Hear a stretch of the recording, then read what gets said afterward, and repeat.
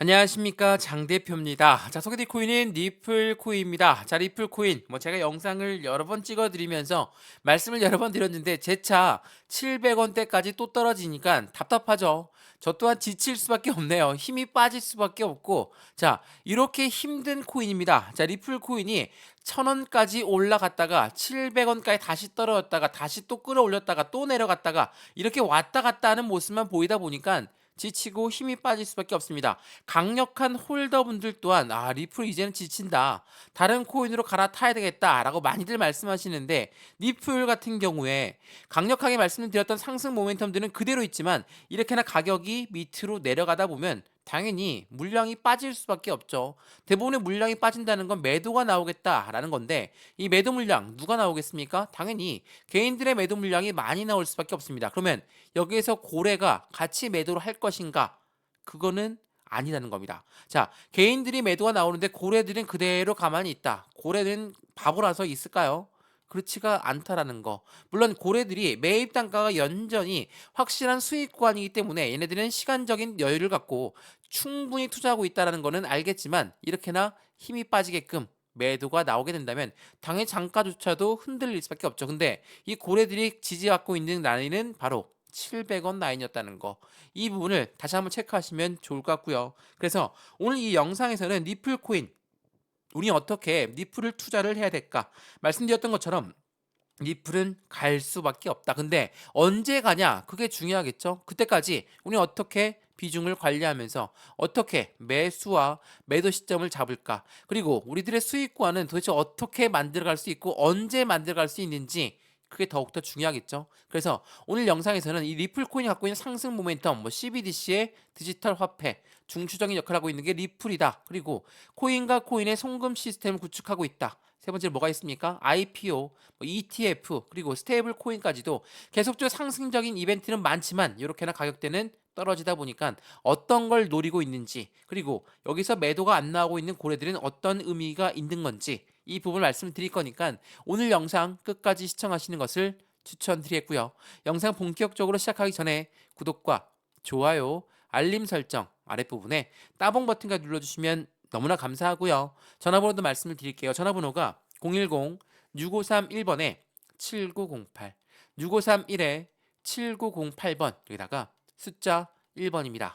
문자 한 통만 넣어주시면 이 모든 부분 먼저 문자 넣어 드릴 거니까 영상도 무료로 보고 있는 것처럼 이 문자 또한 무료입니다. 그리고 아랫부분에 보시면 파란색 링크 있거든요. 이 링크 클릭하시면 카톡방으로 연결되실 거니까 톡방에 들어와서 실시간 매매 대응을 받으시든 문자만 받아보시든 상관없으니까 안정적인 수익관을 같이 만들어 가시면 너무나 좋을 것 같습니다. 이해되시죠? 자, 그러면 오늘 리플코인 영상 본격적으로 시작을 해보겠습니다. 자, 말씀을 드렸던 것처럼 지치게 만드는 코인입니다. 정말 지치게 만들죠. 비트코인만큼만 올라갔어도, 이더리움만큼만 올라갔어도 이런 말 안 한다. 이 리플 같은 경우는 올라가다가도 내려가고 올라가다가도 내려가고 이런 부분들이 반복되다 보니까 지쳐서 매도하고 그 기회비용을 잡으려고 딴 코인을 매수할 것이다, 이렇게 말씀들을 많이 하시는데, 이 리플 코인을 전량 다 매도할 필요가 없는 이유, 이 이유가 뭘까? 이 부분을 먼저 체크 한번 해드릴 거거든요. 자, 제가 서두에 강력한 상승 모멘텀이 이렇게나 많다라고 말씀드렸는데 악재성 이벤트도 많죠. 뭡니까? SEC, 미국의 증권위원회는 리플이 증권이니까 증권법을 따라야 돼, 증권법을 안 따랐기 때문에 우린 과태료를 낼 것이다. 자, 미국 법원에서는 뭐라고 했습니까? 기관원들한테 판매한 거는 증권성 여부가 있다, 개인들한테 판매한 거는 증권성 여부가 없으니까 너희들이 빨리 합의점을 찾아라. 미국 법원은 이렇게 이야기했죠. 자, 이 뉴스 내용부터 보면서 말씀을 드려볼게요. 자, 미국 법원 뭐라고 했습니까? 리플사와 SEC 합의안을 빠르게 마련해라. 내년 2월까지. 이게 언제였습니까? 올해 2월까지였거든요. 근데 지금 이미 지났죠. 지금까지도 비공개 합의점을 찾고 있는 부분으로도 우리는 알고 있지만 아직까지 수면 위로 올라온 부분은 없습니다. 자, 미국 법원이 왜 이런 말을 했을까가 중요하겠죠. 자, 리플은 말씀드렸던 모멘텀이 강력한 부분 중에 CBDC라는 디지털 화폐가 있습니다. 근데 SEC라는 이러한 증권위원회, 미국의 기관을 손을 편을 들어줄 수도 없고 리플의 편을 들어줄 수도 없기 때문에 빨리 합의를 하는 부분으로 가닥을 잡았죠. 자, 미국 법원이 이렇게나 이야기하다 보니까 어떻습니까? 당연히 미국 정부 입장에서도 빠르게 합의점을 찾는 것을 기대하고 있을 겁니다. 왜 이런 말씀을 드리냐? 이거 한번 보시죠. 자, 지금 현재 CBDC의 후진국이라고 불리는 게 미국이에요.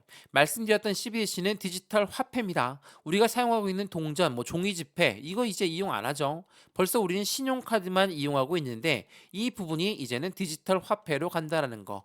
우리나라 한국은행 또한 개발 속도를 높이고 있는 게 CBDC입니다. 근데 미국은 후진국이래요. 말이 됩니까? 미국이라는 글로벌 1위의 국가가 CBDC는 후진국이다. 당연하겠죠. 니플의 발목을 잡고 있는 미국의 기관이 있었기 때문에 변동성이 나오면서 니플한테는 개발 속도가 늦어질 수밖에 없는 미국을 만들어줄 수밖에 없다. 그렇기 때문에 미국 입장에서 어떻습니까? 답답할 수밖에 없겠죠. 자, 보시죠.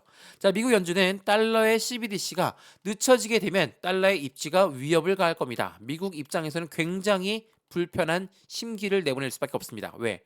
달러라는 거는 미국의 글로벌 1위가 될 수 있게끔 만든 힘이거든요. 원천적인 힘입니다. 왜? 미국은 소비의 국가입니다. 수출을 많이 해서 글로벌 1위가 아니라 달러를 발행하고 있는 기축통화국이기 때문에 1위가 될 수 있었다는 거. 그런데 이 달러의 CBDC가 늦춰지게 되면 입지가 위협을 가한다. 그러면 글로벌 1위가 안 될 수도 있다라는 이야기가 되겠죠.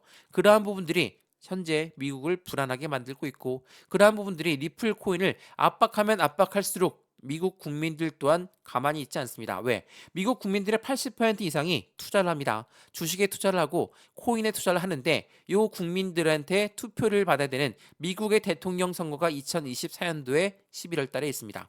그렇기 때문에 11월 이전에 합의점을 찾을 것이다.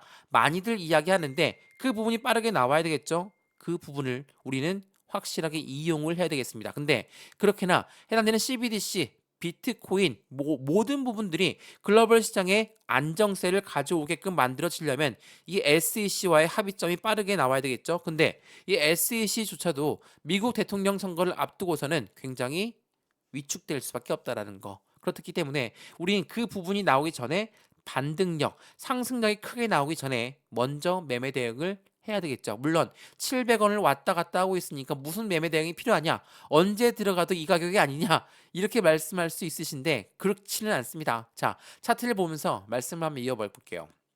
이게 일봉의 모습인데 이건 주봉이거든요. 어떻습니까? 주봉상 보시면 저점을 계속 높여 올라가고 있는 모습을 보여주고 있습니다. 물론 지난주와 해당되는 이전의 저점이 지금은 동일하게 되어 있죠. 어느 정도 계속적인 위축되고 있는 모습을 보여주고 있는데 우상향 패턴을 유지하고 있는 것은 변함이 없습니다. 그렇다는 건 어떤 걸 이야기합니까? 지금이 확실한 저점 구간에 확실한 바닥 구간을 직면했다.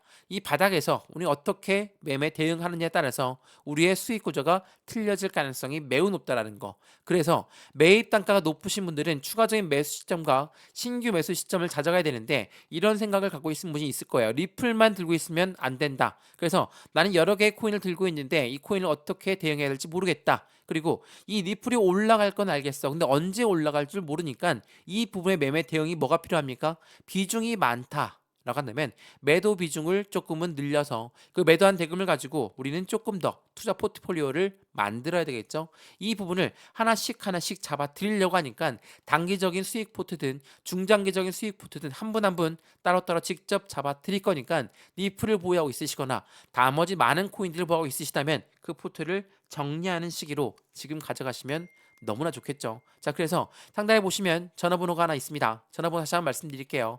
전화번호가 010-6531번에 7908, 6531에 7908번 여기다가 숫자 1번입니다. 문자 한 통만 넣어주시면 매매 대응을 어떻게 해야 될까? 비중 관리를 어떻게 해야 될까? 앞으로 수익 구간은 어떻게 만들어갈 수 있을까? 하나씩 직접 잡아드릴 거니까 안정적인 투자의 관점, 지금 매매 대응을 어떻게 하느냐에 따라서 우리의 수익 구조는 확실하게 틀려질 수 있다는 것을 다시 한번 체크해 보시면 더욱더 좋을 것 같고요. 이 모든 부분 먼저 문자 넣어 드릴 거고 마찬가지로 아랫부분에 링크 있습니다. 링크 클릭하시면 카톡방으로도 연결되실 거니까 톡방에 들어와서 직접 저한테 말씀하시든 문자만 받아보시든 상관없으니까 저한테 문자 넣어주시는 것도 무료, 제가 답장 넣어드리는 것도 무료라는 거 다시 한번 체크하시면 더욱더 좋겠습니다.